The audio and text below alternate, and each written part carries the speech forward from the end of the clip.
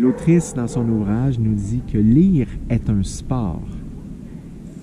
L'activité de lecture, cet art de lire, est une intense activité de corps-esprit.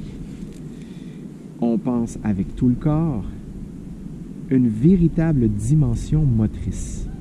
Lorsque les personnages agissent, nous esquissons nous aussi des débuts de gestes, quasiment en miroir. Ce livre, évidemment, comme éducateur physique, me parle énormément. Il me touche droit au cœur. Il est une inspiration. Il me donne cette envie de poursuivre cette grande marche humaine à travers les âges, à travers le passage du temps. Ce qu'elle nous exprime, en fait, c'est comment les livres peuvent être à la fois un refuge, ils peuvent aussi nous permettre de sortir d'une phase de stagnation.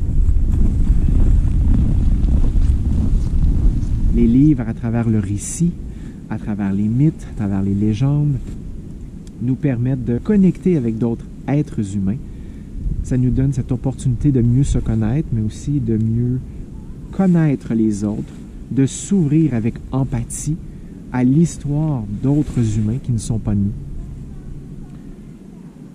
Les livres, les mots ont la capacité d'élever ou de détruire.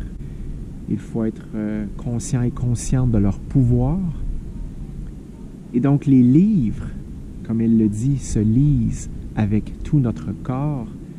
Notre physiologie réagit, notre posture peut changer, notre visage assurément réagit. Notre souffle peut également suivre le rythme de ce qui se passe pour les personnages dans un roman, par exemple. On peut retenir notre souffle, on peut exprimer à voix haute une émotion plus ou moins puissante.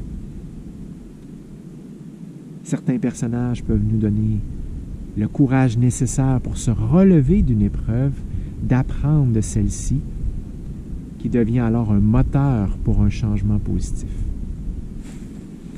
Donc lire est bien plus qu'une activité statique passive.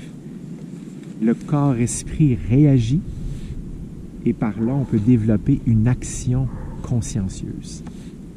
Excellent ouvrage, fort inspirant. Lisez, bougez.